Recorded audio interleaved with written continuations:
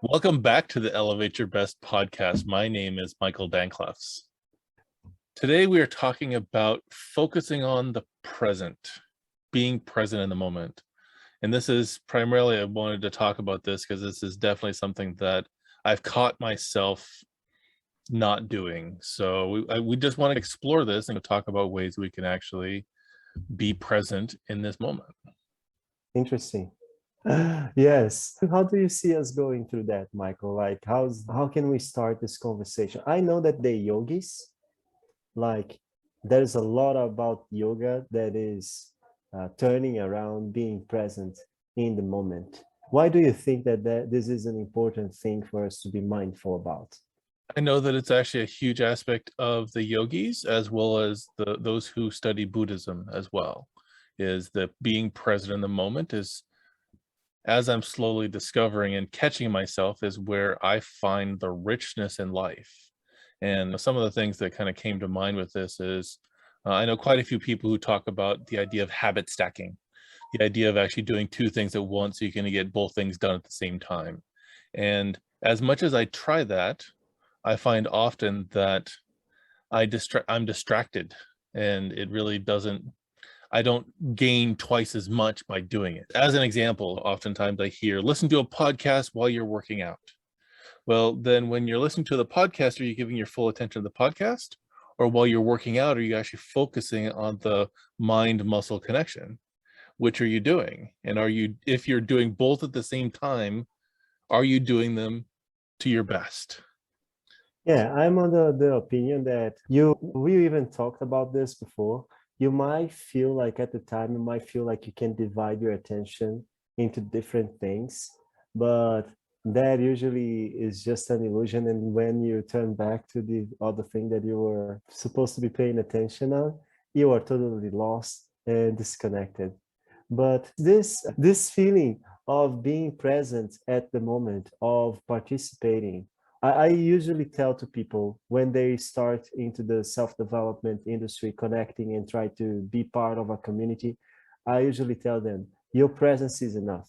Even in jiu-jitsu, I tell them, your presence is enough. But you need to be present. You need to be there. You need to be mindful. You need to be participating. You need to be hearing.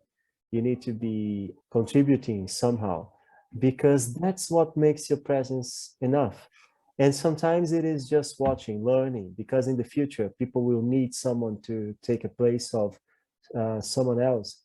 And because you are there, you will eventually be requested. And just by observing, we underestimate how much we learn by being present, by watching. Kids, they learn a lot by watching. They watch, they see, they emulate, they mimic. So I think that being present is an incredible, fantastic ability that the person might have. It might be one of the superpowers of the human beings, which are consciousness, imagination, communication. This is a thing that I'm creating. Consciousness, imagination, communication, mindfulness, and transcendency. And consciousness is being present, is being aware of what is happening right now. And I think that in the past we've talked about that, is that idea of being able to be a visionary or actually learning from our mistakes is actually the distraction from being present. So that idea of being prepared in this moment, we've talked several times in various different ways. We can certainly use the wisdom from our past, but that doesn't always project into the future of our future results. Similarly, we can actually plan for the future. We can actually set a vision, set a plan, and steps we're going to take. But all of those are really foundational to then allow you to be present in this moment, and now this moment, and now this moment, to bring your best to it, to actually have the best experience possible, because you are fully here in this moment as it moves forward through time. And just the idea of, like I said, if we come back to the examples of workout while listening to a podcast, how much more efficient, because I'm doing the 10X program right now through Mind Valley. And when it's done efficiently, the workout could be 15 minutes because you're actually doing cardio and you're doing stretching and you're doing weight bearing exercise all at the same time. Now, if I wasn't fully focused on that exercise in that moment, And instead I'm focusing on a podcast that's something else that's actually feeding the rest of my mind.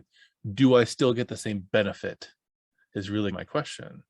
So I've, in my experience, for me, that hasn't been the case, because then yes, I may be feeding my mind, but then I'm losing that connection of the experience of feeling where my body is growing as well as where it may be struggling as well. So then it's the idea of, commonly here in the United States and maybe elsewhere as well, is when people are driving and they're texting on their phone at the same time. The They distracted should driver. not, don't do that, people.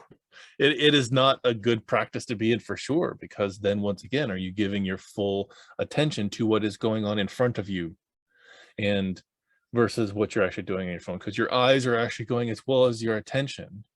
So we can get to a point, yes, where some things are on autopilot. There's that time whenever you are heading home, walking, biking, or driving, and all of a sudden you're like, hold on, how did I get here? I don't remember driving here.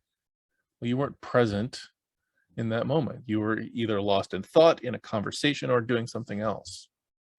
Sometimes that works, but when it doesn't, that's when we have accidents. That's when we have things that can erode our confidence, erode our physical ability, can really take a hit because we're not aware of them.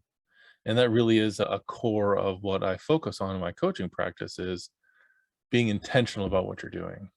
And you know what, Michael? It's not just about accidents and things like that. There is something that I would like to pass to the audience, which is this. It's about your energies.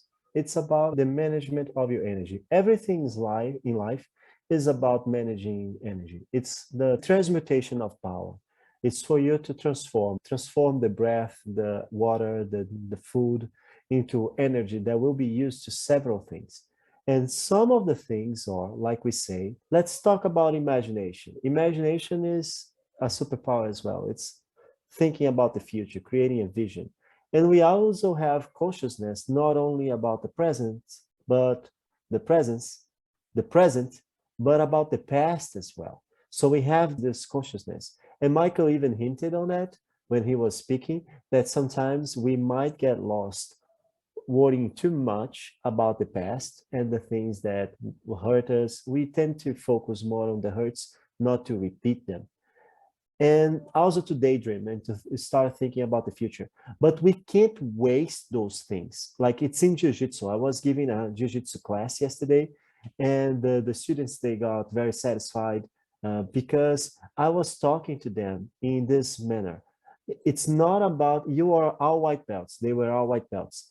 For you, the focus is not, I want to learn a submission or something like that. Is I need to learn what not to do, because they waste a lot of energy. They waste a lot of energy putting strength into places that they don't need. There was even a guy that on the rolling, we call it rolling, afterwards the training, and I was below, he was up there and he was on the guard. People that watch MMA might know that when the guy that is on the bottom wraps his legs around the waist of the guy that is on the top. And then he was grabbing my gi here and he was putting a lot of strength. And then I was like, there's too much strength here. And he didn't relax. And I was like, Evandro, his name. And I was like, Evandro, there is nothing here. Look at it. And he stopped and he looked. And I was like, I'm not holding your hand. You're just holding my lapel. There's nothing here. Why so much strength on this? Why? And he was like, oh, okay, I got it. And he relaxed a little bit. It is about that, guys. It's being focused on the present. Learn with you can about the past. Visualize what you need about the future. Don't lose your time visualizing numerous scenarios of the future that of fear that might happen. That is something, right, Michael, that a lot of people fall upon. Waste a lot of energy creating this whole scenario. What if that person said that to me? And even about the past, what if I have done like, there is an utility about that, but understand that this is a lot of energy. So you might actually feel like, I believe it was you who said that once, Michael, feel like you are not doing too much on your day because you are putting too much energy thinking about the past or the future. Isn't that something that you say? Yeah, Yeah, so and that's certainly one very much a part of it is if you're just always constantly driving towards the future and basing your present moment on how far away you are is very different than having the appreciation of the steps you're taking. So I very much think that is part of this practice that I'm looking to engage. And I catch myself doing it all the time. Even if we look back, so I'm a huge Star Wars fan. It's actually one of the first movies that one of the masters is talking to one of his students. And should we be mindful of what's going to happen, but not at the expense of the present moment? So the idea is that if you're not here, then everything that you have in your past and everything where you think you're going to go in the future doesn't really matter because this is the time when we act. Actions are not something that are in the past. That's a memory. Actions are not something that we have in the future either. That's actually anxiety. Instead, we take action in the now. And if we're not present in the moment, we may miss an opportunity, or we may actually instead make an assumption, which we've also talked about on the podcast. We may actually miss out on something. It's something that I talk about in one of the other programs as well, is, and we've talked about here, is that projecting towards the future and concerned about the knowledge from the past, our subconscious mind works that. So why would we then take that supercomputer that's 80% of our brain that's actually working behind the scenes and then try to replicate that in our conscious mind, which is that other 10 to 20% right now, when that's really the deciding factor, is making the choice once we've actually figured out, oh, ding, intention, my intuition says, let's take this action. So that is a traffic cop there. So let's allow our subconscious to do what it does best. And then the discernment then comes in the present moment. That is very good what you just mentioned, Michael, because it is trusting your intuition. Trust that you are much more powerful than what we understand. Trust that idea of God works in mysterious ways. For me, Michael, honestly, there might be a consciousness out there that it is God-like. I don't think it is like entity, a single entity, but not going too deep into it. I believe that part of this, certainly, this is a certainty that I have. It is our subconscious mind. It is the organism, the collective, the emergence of the organisms that we have together. And there might be levels in which we connect with it. If you watch the documentary Fantastic Fungi, I know we repeat a lot of things, but it is, we are talking about the topics that are embraced together and their comprehensions overlap. So when we go over the Mycelium Network and we understand the Mycelium Network, it is explained in the documentary. I didn't wrap my mind exactly how around it, but they explained that the Mycelium is a connection, a network like the internet, in which information travels by, Michael. The trees, they talk to each other through the fungi, the Mycelium Network, and they even can send nutrients to the parent trees. They can send nutrient through the fungi to the trees that are born from their seeds. Wow. That's so many things we don't understand. And yet we think we're the smartest animal on the planet. And that's what I was alluding to, is that when we actually observe many animals on the planet, even young children, they are so present in the moment. If they're hungry, they let you know. If they're upset, they let you know. If they're happy, they let you know. They are fully present in the moment. And that's, to me, the mentor around this is looking at young kids before we've actually conditioned them to have to worry about the future and then be regretful or shameful about the past. So it's amazing how much we are discovering and at the same time still have so much more to learn. Exactly. Yes. And I like so much that is what you say. Oh, we think that we are the smartest animals on the planet.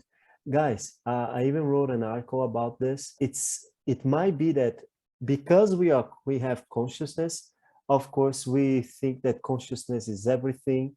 By being unconscious, we think that consciousness is everything. It's more important. It's all that. But it might be that those mycelium, those trees, all those things, they are much more like evolved consciousness than we are. And we just don't understand because they are working in a different frequency.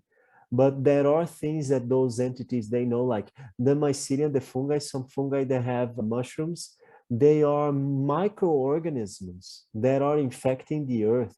And they are simple microorganisms, but they work so well together that if a flood happens and the trees where the that is infected is covered by water, that's how they trigger the birth of mushroom. Or if they are shaken too much and the mycelium think, oh, we are in danger, there is some change happening in the environment, let's reproduce so we have a new offspring and we survive. That's the trigger for them to pop out the mushroom. That is a visible structure, much more than single cells. And it is born from that small little cellular thing. This is amazing, Michael. I don't know if I communicated it properly, but the sentient, the fact that those organisms, they change from something cellular to a physical structure, that is incredible. And it shows much more specialization, focus, and than we can produce in our lives as human beings. We have superpowers, but they are different. They just are different. Doesn't mean that we are the most evolved thing on the planet. We are certainly covering it. And so I guess the thing, and I was remembering back, my fiance and I at one point went to, you had actually mentioned the yogis. This is at a yoga retreat that we're at. And while we were there for a weekend, there's this way that they do things. Your breakfast, you eat in a cafeteria style place, but regardless of how many people are there, you do it in silence. You don't speak during breakfast, as well as the idea of being much more conscious about your eating. You slow down and actually give thanks. You become aware. You actually really enjoy and savor the food that you're eating. Because once again, as we're having a conversation, as we're actually thinking about the rest of our day, as we're processing what happened yesterday, are you really enjoying and savoring that moment? And so each of these things are lessons for me along this path of, okay, this is something I need to practice more of. Because I think that we've talked about celebration quite a bit, but savoring is a little bit different word. It's a little bit different than appreciation and gratitude as well. It's that idea of being sensual from a standpoint of feeling and experiencing all your senses. So I think that that's one thing that this idea of being present in the moment allows us to achieve. So things like silence during a meal, or even the practice of mindfulness meditation, of being present to the breath, being present in a body scan meditation is similarly being mindful of where you're at in space and time and moment and in thought. And to me, that's one of the biggest rewards, I think, for a meditation practice, is practicing being in the present. You were talking about savoring, and the Tantra talks about that, which is we are numb. We educate ourselves and our children in our society to be numb, to just don't react, don't mind, don't demonstrate, all those things that we learn. And this is a problem because it takes us out of this now. It takes us into the worrying, into the what will people think? What will be the consequences? What have I done? Like, what could I have done? Though this is what society takes us. I like everything you say, Michael. The children, we have to learn a lot with the children. They behave differently, and we teach them behaviors that later in life they struggle to overcome. And we all know that. We all know like about anxiety and depression and all that. And we don't see how we create those manifestations into kids that are completely blank canvas. But there is this thing about learning again how to feel. Meditation has a lot to do with that. And they say in guided meditations, be mindful of your breath, feel every sensation of your body. How is your body feeling? And then shifting consciousness to different parts of your body. And this is all they tap into. How is it feeling? Feel your feet. How are your feet feeling? How are you connected to the earth? If you are eating, how are you eating? And I would say that that is the power of focus that we spoke before, Michael, on that. If I'm eating, am I enjoying the flavor? Am I communicating to the collective being of myself? This is something good that I'm doing. This is something nurturing. I think there is this power as well. And I also think that there is the other power of allowing your mind to rest. Because if you allow your mind to rest into that moment of feeding, and you are just enjoying that, and you are giving a rest to your mind, so at later on the day when it has to work, it will work better. It will work better.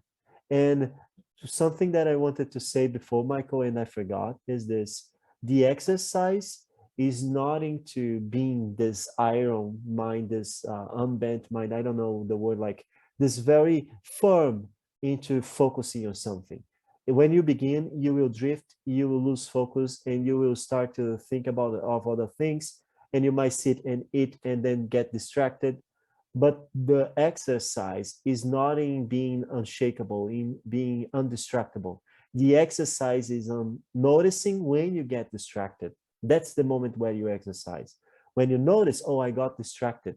And instead of keeping, oh, I got this, and feeling bad with yourself, you just say, oh, I got distracted. Let me go back to the object of my focus. That is the moment where you exercise consciousness, when you decide to go back. If you do that again and again, you will wonder less often, and it will be easier for you. Even if something happened that makes you feel really sad, you can immediately just say, okay, let me be okay now. You recognize all the feelings and you decide to be happy or decide to be grateful or whatever it is. And immediately your mind is trained to change that, because you are trained into changing the focus of your consciousness. Absolutely. I would agree with that 100%, is that it's not the iron will of always have to be focused. It is because our brain is not designed to 100% be on the same thing all the time. I would say that there are certain masculine tendencies of being tunnel visioned on the thing that you need to do, and as well as there's a masculine or a feminine tendency that is, let's make sure we take into account all of the variables that are in front of me. And those have a power. Those are some of the discerning differences between masculinity and femininity.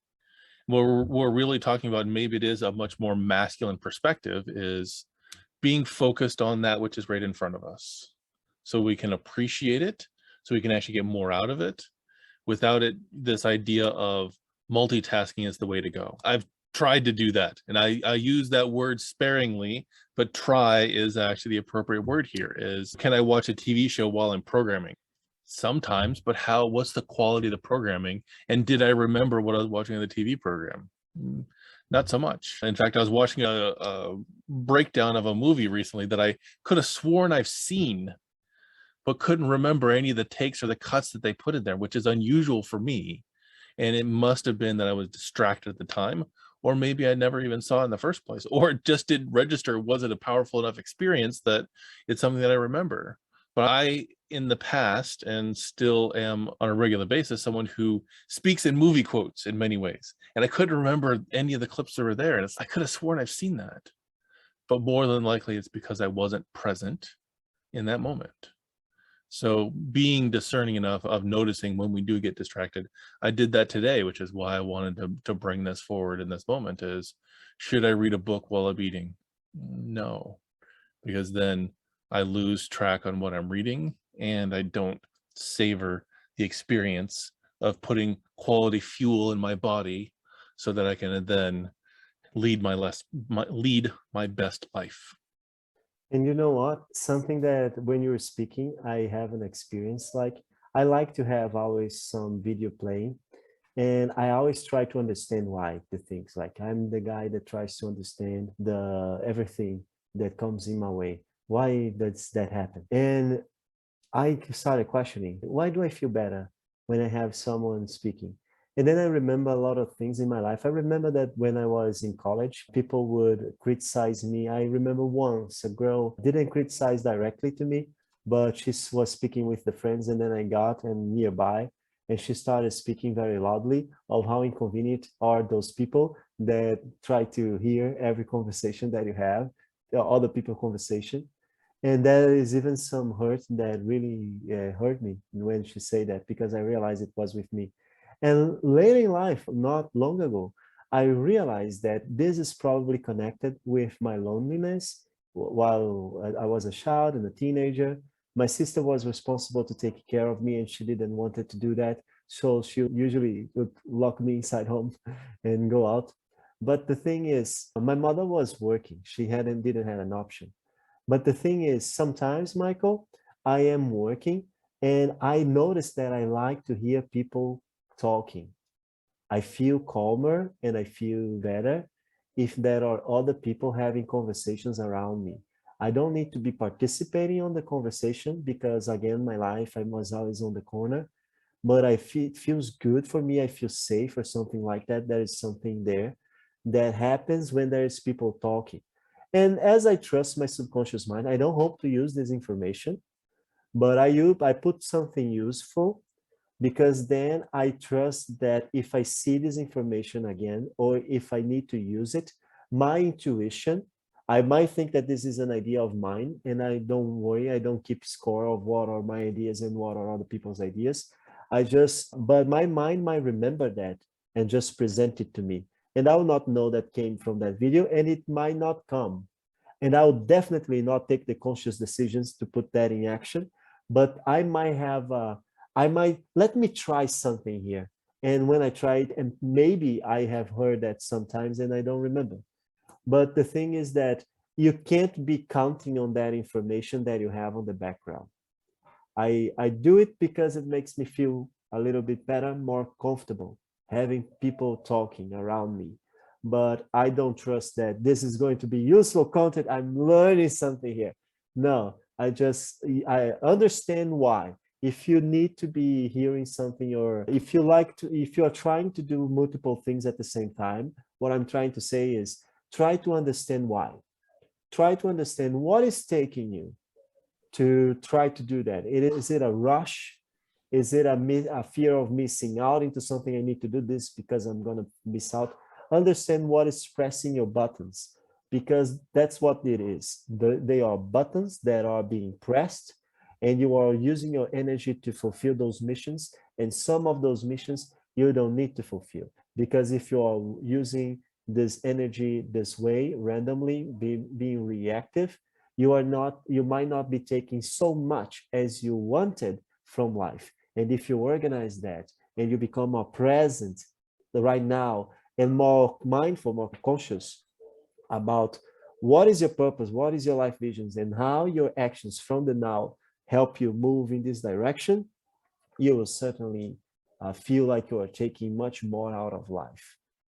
Absolutely. And there's something that I need to bring up what you said, and it's you kind of touched on it as you went through this, is when we feel like we need to do two things at once is because we feel like we need to do or be part of those things at the same time, that otherwise we're going to be missing out.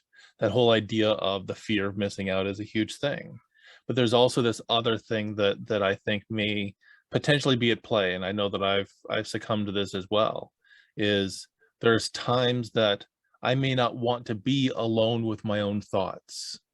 So let's give me something else for input to distract my mind to focus on that rather than being present to what I am processing, thinking, bringing up memories, etc.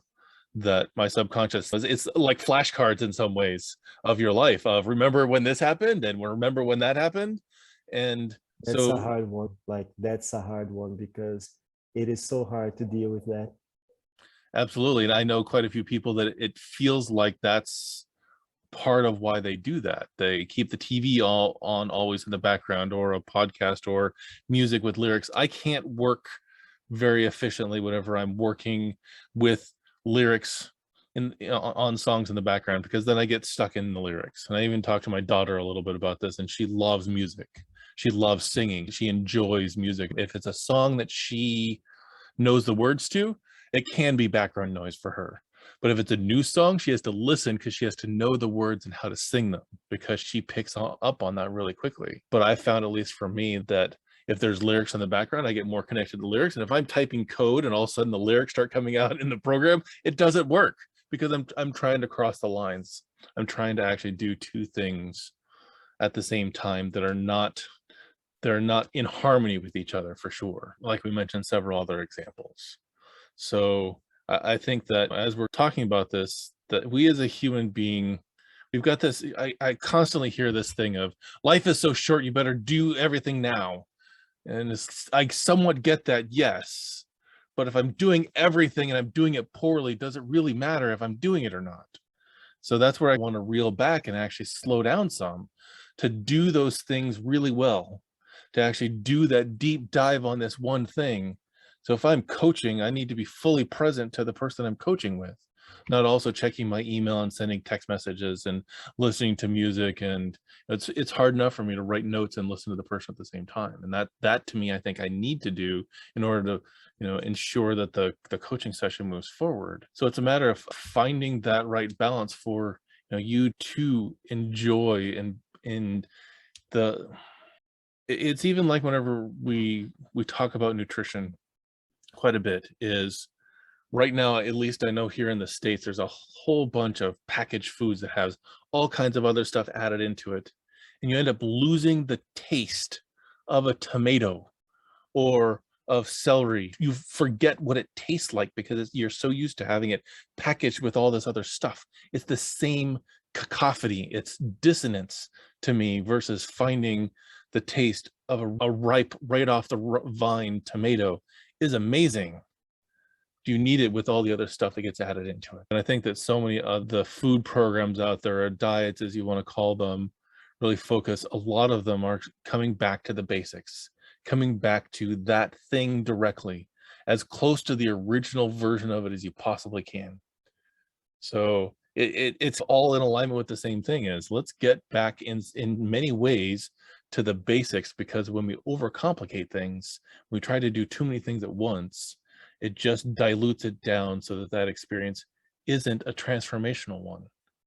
It's on autopilot, and you're going through the motions, and you lose your connection to, you mentioned kind of God, the universe, source, whatever that entity is, whatever that divinity in me being the divinity in you. We clutter that connection, we clutter that channel when we have all this other stuff in there, versus really working on being in connection with the force, or the universe, or source, or whatever verbiage you want to use for that, instead of actually slowing down, listening to your heartbeat, experiencing your breath, and observe your thoughts as they go by, rather than trying to chase every single one of them down till the very end. I guess my question for you is, you mentioned that the exercise is really coming back to your focus, noticing that you're distracted, or doing too many things that are out of harmony with each other.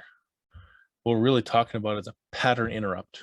I know that Tony Robbins is all about the pattern interrupt. Find something that, when you catch yourself, have something that can trigger you to pull you out of it. So I am going to harp on this again. Things like mindfulness and meditation is getting good at that.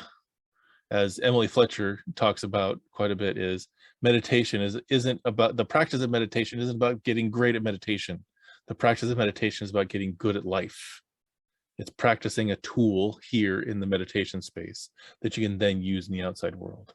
So you can observe that experience, that emotion that comes up, that thought that is, wow, where did that come from? I can't believe I had that thought, and not getting on the drama train with when that comes up. It's being present to the moment. Okay, I see that, got it, I observe it, I acknowledge it, and I can let it go. So I don't need to hang on to that for the rest of my life. Yes. And this consciousness about the now, this being present. I don't remember what exactly you say that triggered this line of thought on me, but it is so good.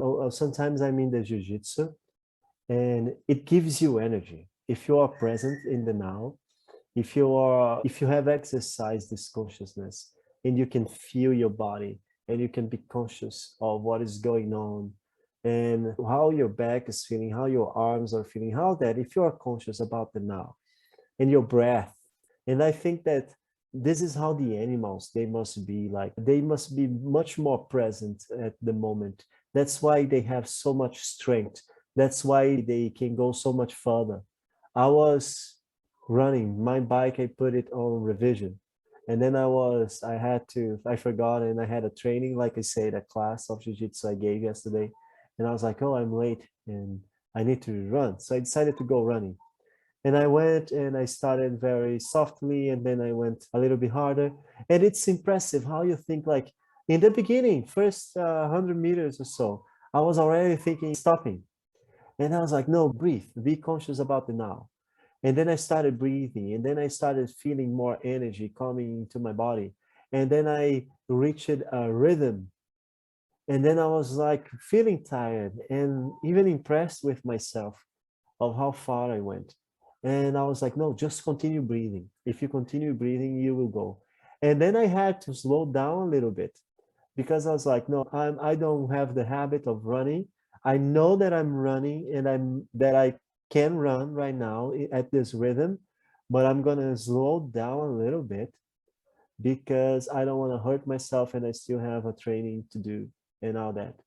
And I slowed down a little bit, but then I ran until the gym. Like when I was 100, 200 meters from the gym, I slowed down a little bit, not to run up to there, to give me some time to rest as I was walking. But I got impressed. I went all the way. And there was a time when I didn't question myself if I could continue or not. I was just like flowing. And that's of the thing, exactly. That was the thing. That is the thing that being conscious about the present allows you. Your body starts to feel that there is something wrong going on. You might be, that's why some people, they even look for adrenaline or illegal substances. They don't might not be aware about that, but it puts their body into an emergency state where the body says, now we need to focus. What are the options?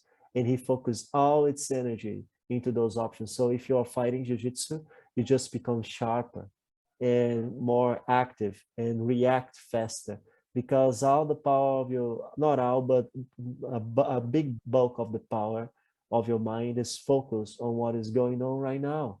And that's when you just go and you do things and you react. And it's like what people call muscle memory. And that's very important. It happens through a consciousness on the now, on what is happening right now, on what you need to focus. And part of what you were really talking about, which I had to highlight there, was this idea of being in flow. And that's several different people have. There's the Flow Genome Project, that is Stephen Kotler and Peter Diamandis. There is all kinds of aspects of what flow is about. And to me, a lot of that is that being present in the now, being present in this moment is when we get into flow. That's when time seems to pass by and it's 2 hours later and we're not sure what we did in that particular moment, is when we're in flow versus being distracted by daydreaming. And there's a different experience of that. For me, I know whenever I get into that flow state is I'll feel energized whenever I'm done versus that kind of distraction, I'll feel depleted. It is really being aware of what allows you to get into that space, because sometimes it is making a conscious choice of I'm going to be in the now. But there's also this idea too, is there's a recipe for each person that's different to get there. For some people, they need that deadline is what actually gets them into doing the best work that they can. And for other people is they need to sit back and think. They need to be aware of their surroundings. They need to, let their mind run wild for a little while to get into that state of being in flow. And there is no one right answer for that. So what I'm really getting at is that there are several different avenues, there are several different paths to get to this possibility. And I just, for me, have been in the curious space of how do I create those moments more? And actually, life is a lot about that. There's a lot of it. I'm finding this out right now. We are always on habit, Michael. We are always repeating a frequency. We are always on pattern. The more you think you are conscious about your day, try to map out your day, and you realize that you have different patterns that are manifesting because of different cues. They might be manifesting in different moments of the day, but when a cue comes, you manifest the pattern and you have a reward. That is the thing. And it is about planning your environment. It is about mapping your routine, analyzing your environment, understanding the triggers that you have, and deciding to change triggers, take out triggers, introduce triggers, or keep triggers, and changing the routine, changing the reward. It's much more easier for us to change the habit than to create a new one. But that's it. That's about being highly productive. It is about understanding those aspects in our lives and putting them to work. Don't trust that you will be this enlightened being that is going to be completely conscious, and every time that you need, every time that you will raise to your best, like the habit of ferocity says. We never raise to our best. We always fall to the level of our practice. In other words, we fall to the level of the things that we have habits, of our patterns, of our cycles. So understand those things and shape them in a more productive way. One thing that I like to talk as well, Michael, before we wrap up, because I realize that we are getting there, it is the difference I see between consciousness and mindfulness. Because as I'm mapping those superpowers of the human being, I thought, what is the difference between consciousness and mindfulness? I don't know if this is easier for native speaker English, for people that speak English natively, but for me, it was something that caught my attention. And for me, consciousness was something about the exterior, or even it might be something in ourselves, but it's more like being aware of something that is happening and all that. And mindfulness is more something about our inner being, like be mindful about how you're feeling, what are the emotions, how are those emotions affecting you. It's more something personal, something on your sphere, understanding that your body might be needing something, all those things, and consciousness being more of the collective, of the environment, of things that are happening that are not necessarily dependent on us. How do you see that, Michael? Does it make sense? I guess what I'm hearing you say, and I'm processing this as I'm going through it, is to me, consciousness is your awareness, your attention of the outside, and mindfulness is your awareness of the inside. Yeah, yeah. I didn't wanted to say like that for some reason, but it's probably just not feeling so sure on if I was saying something that I truly believe or not, if I was putting out the right words. But that's basically what I tried to say. Consciousness is more about the attention, the consciousness about the outside, something that is happening outside, and mindfulness on the inside. Yeah. So it's interesting because there's in the Toltec studies, they actually talk about your attention. And your first Mhm. attention, second attention is some of the primary focus, and then possibly a third. The first attention is the here and now, the tangible, that which I can touch and feel, taste. It is that kind of present moment. And there's a lot of work we can do around being fully present in that first attention and be able to shift that as well so we can focus on different things. So that's one way we can focus on the present and become a master of our attention. But as we talked about the four agreements several weeks ago, is as we master some of those skills of detaching ourselves from making assumptions, from taking anything personally, being impeccable with our word, and always doing our best, we allow ourselves enough energy to be able to shift our attention to the second attention. So that's a lot of what Carlos Castaneda talks about in a lot of the books that he does, as well as Don Miguel Ruiz on a much more elementary level. There's some other books he actually goes a little bit deeper into some of that stuff. But as we shift to the second attention is when we're looking at all those unseen things, your intuition, your ability to actually observe something from afar, hear something from afar. It's where we do dreaming tends to be in our second attention. And that's a lot about what the Toltec practices are about, is getting to a place where we're focusing on the present in a dream state, where we're actually getting to a place where we are shifting our reality, because similar to the lucid dreaming practice, which the Toltec also focus on that as well, is how do we shape our reality, like Vishen talks about in the dream state. And then there's also others who, in that second attention, I've heard it called stalker, I've heard it called tracker, two different words for the same thing, that really is following the energy where it goes, being aware of that energy and actually seeing the subtleties that happen underneath what our first attention is aware of.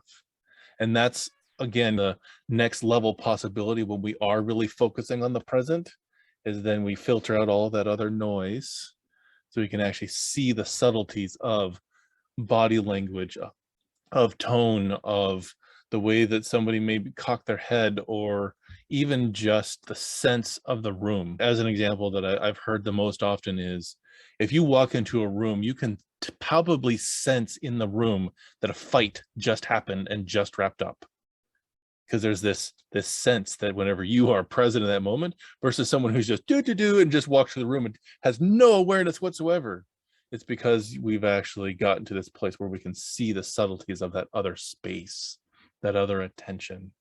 So in some ways, that's kind of part of the goal for me in my practice, is to get to that point where, yes, the first attention is really important. I need to make sure that I fuel my body. I need to get movement. I need to, pay the bills and take care of my space. All very important. But for me, it's then getting to this space where I can practice in that other space, where it is a connection to source, to the eagle, the force, the universe, God. Hush, pick a name. And it's what prayer is about. It's about being present in the moment. Each of these is a different practice, a different ritual by different cultures across the planet, to still achieve that same thing, being present in the moment. So you can savor it in pain or in pleasure, that you can actually savor that moment for the lesson that's available, the opportunity that's available in that moment. What is Toltec, Michael? So the Toltec people are a Mexican culture who they were considered the wise people of their era. The Naguals were the persons of knowledge, in essence. And it was an oral tradition passed down from generation to generation. There's several different lineages that you can follow that back with, but it is a certain style of teaching of being connected with the earth, much more of a Native American style of focus on the world. And Don Miguel Ruiz and his son publish a Toltec book. So the Four Agreements is actually a Toltec book. So those practices are from the Toltec traditions. So, and Carlos Castaneda did it more originally from a academic perspective of studying the Toltec people and the ways that they were able to shift their consciousness around. So it's this thing that I've done some study on that fascinates me. And I know that we've talked in the past about the power plant concepts of using peyote or ayahuasca in order to change and shift consciousness. And even I know some people use psilocybin mushrooms to actually do the same thing. And each of those are intended in the Toltec tradition to do that same thing of shifting your attention. But the part that I've taken from that, it is a path to do it in order to shift your attention, be able to see these subtleties, these things that are the lines between the lines. But it tends to be a little more of a dramatic, almost traumatic shift. It's like if you were to, when you get to the point where you can shift this from via energy versus a power plant, it's like seeing a clear picture versus seeing a jagged picture on an old television. You can still get there, you can still see what's there, but the clarity is off a little bit. So I know that's a bit of a kind of a huge tangent on what we're talking about, but it's it is a practice of consciousness. It's a practice of attention and focus. And how do we get there? Me personally, I'm not someone who uses power plants to go there. I never have, and I don't really plan on it. For me, it's a matter of willing to take the slower road to get there, because I've cultivated the energy in order to see my world, this world that we're all sharing, this dream of a world that we're all sharing, from a different perspective. I have used power plants. I have used ayahuasca, and I would be open to use other forms of DMT and to take psilocybin as well. Didn't have the opportunity, and there is a great history of psilocybin alongside with humans. For you to have an idea, there are mushrooms that they only pop out. The mycelium is there if you chop a tree. So that clearly shows that there is a relationship between the development of the humans and that species of mushroom, because it depends on such a node practice from human beings, which is chopping down tree. And it is what you say, Michael. It is just a change in perspective. It is an altered state of consciousness. And sometimes it is related to a trauma. That same thing that I'm running and my body's, oh my God, he's needing energy. Let's activate this different stage, which is a nice stage, good stage. Our body needs that because it evolved doing that continuously. So sometimes when you take like a plant that, even the venom of the toad, that it's practically something that is harming your body. That is this one, the venom of the toad. That is a toad, I don't remember the name, but it is a trip. And this trip, it is, those trips are all good. Why?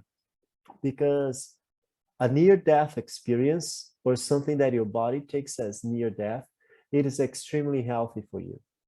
Because one of the biggest things that we escape from, we hinted about that today, about being here, and oh, I don't want to be thinking about that, so let me get distracted, and our mind just turning off. It's like there is a room in our minds, or several rooms, that they are totally neglected, and the boogeyman lives there.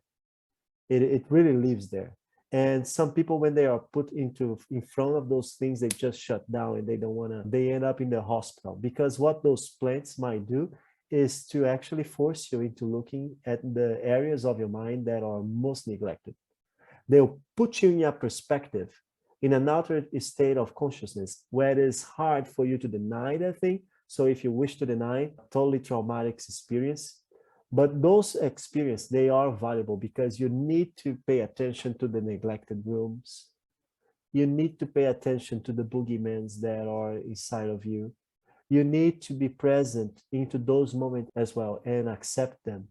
And sometimes the bad trip that people might have is actually deciding to let go some part of you that it's not there anymore and you are attached to it. So some people, they think that they're going to die. And it's not that people will die. It's a death of the ego. It's letting go of something. It's understanding that something that you identify so much with yourself is not there anymore. And it's okay, because it's not. You identify with that, but it's not. You are not that. You are other things. And yes, you can do this work, like Michael said, of being on consciousness, consciously. What I try to do is that I try to be mindful at those moments, being present, and understand how those things change my perspective. How did ayahuasca change my perspective? And I try to look for this stage where I get into with the help of the power plant, without the power plant. Like, work on the same way, but it is a shift on perspective. Try to shift your perspective without the power plant.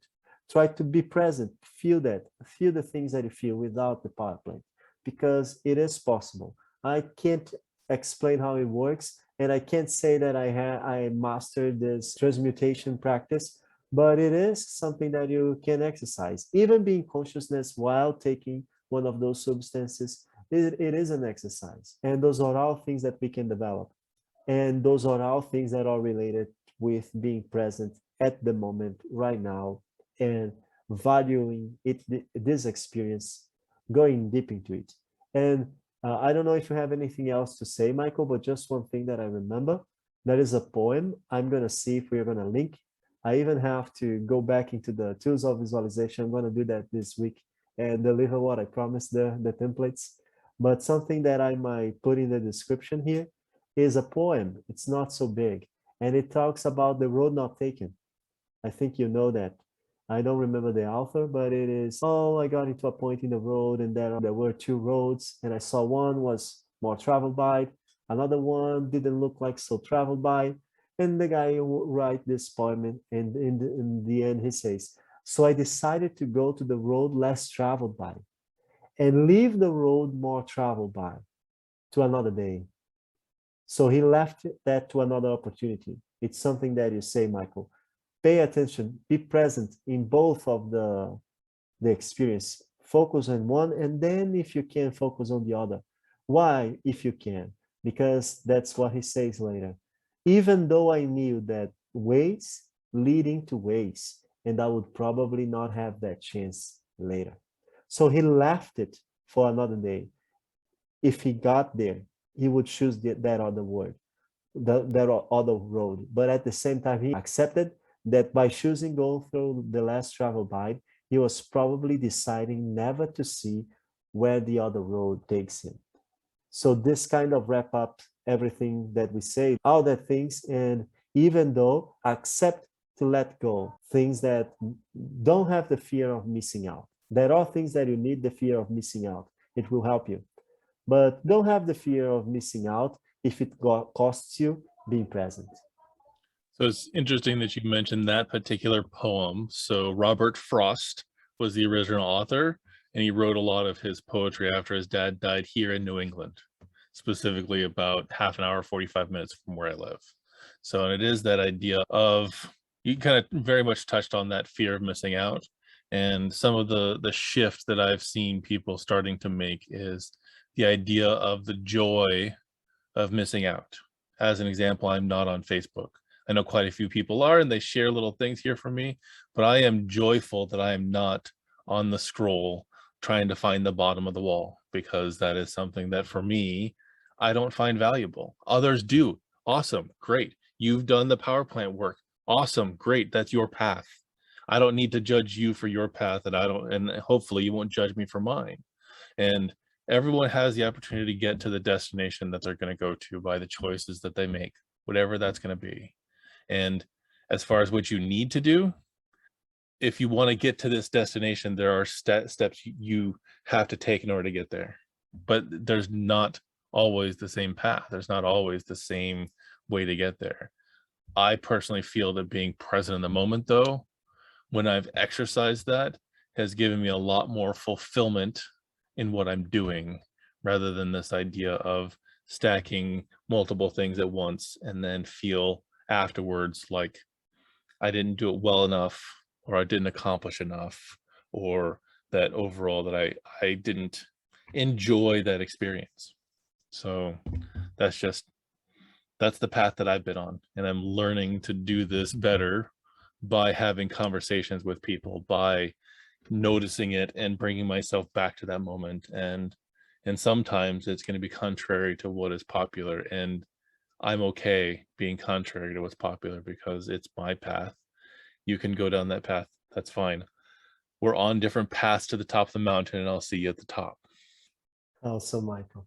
And another thing that I would like to just mention, and we can record a episode about that later, I think it would be very interesting, is that when you spoke about mind-bending reality and something about coincidence or allowing things to happen and things like that. I call it the power of synchronicity. It is actually from the Vertigo, Constantine Hellblazer. One of the biggest powers Hellblazer has, like John Constantine has, is, it's not Hellblazer, his name is just the name of the HQ, is the power of synchronicity. And it is a very neglected and overlooked power, but it's like this. There is a time when he takes this guy, Tim, which is from the books of magic, and he takes him into a journey. And in this books, they explain the power of synchronicity. It's like this. He goes into the airport to take a plane. And Tim is like, what are you doing? We don't have passages. We don't have passports. There's a lot of things going on here. And he's just, don't worry. And it's like this. He goes passing by the security. And when he's passing by the security, let's say that something falls in front of him and he stops for a second to turn around. And in this second that he turns around, the security guys, they look into other things, and that's the exact moment where he's passing by. And this happens in several ways, like he gets the best seat and things like that, because it is the seat that is vacant, and everything falls into place for him to move forward. I think that this is a power. The mind bending is one as well. I believe that our mind has totally the power to shape reality, and this is something that we can understand and we can talk about and explain. But those are amazing things that we should definitely cover in the future. So I want to play on that just a little bit as we tease towards going this direction. So there's a book out there called The Celestine Prophecy that talks a lot about the synchronicities that you're talking about, is that when we're aware of them, that if we're on the path to our higher purpose, they tend to show up. And are you going to take advantage of them when they show up? Which is also a huge teaching of the law of attraction, is not just setting your intention of where you want to go, but also being willing to take the action when you're going there. But on the flip side of that too is, I'm going to get a little bit nerdy again on you as well, is it's a conversation that they talk about when using the force. It is being aware of it, to actually to see the ripples, that second attention that we're talking about with the Toltec studies. It's being aware of what's going on around you, but then it's also the ability to adjust and manipulate it, to actually be able to guide things to a direction that's better for everyone involved. All of them, it's the same, to me, it's the same concept, just taken at it from a different story, a different experience, a different mythology, a different verbiage, in order to get to the same concept of serendipity, fate, synchronicity. It's being in the right place at the right time rather than the opposite. So I definitely think we need to talk about that. And being prepared, because you got to be prepared. Doesn't matter if 100 opportunities show up for you. If you're not prepared, you're not going to use any of them. So I would agree, yes. So preparation to me is important in all of that. The preparation tends to lead to the opportunities. And unfortunately, there is the idea, and it's a challenging thing, especially since preparation is a core of my coaching practice, is you can never be prepared enough. You can be prepared for as well as you are up to this point, but you're never going to, as we talked about, even this whole being present is doing the chess moves of the next 1,000 permutations, is what's going to be the thing. Can you be that prepared in your mind? Consciously? No, we can't. We can't see all the 1,000 permutations in our conscious mind.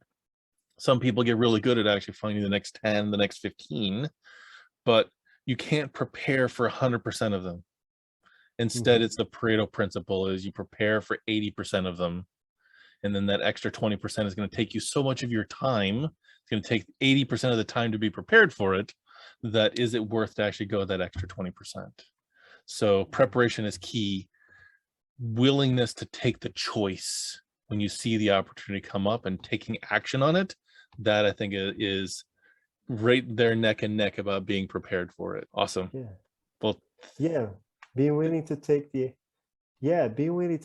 action is actually very necessary, because if you're not willing to go for it, you need to be able, like in the moment that you feel like this is the time to take action, you'll need to be ready to take action.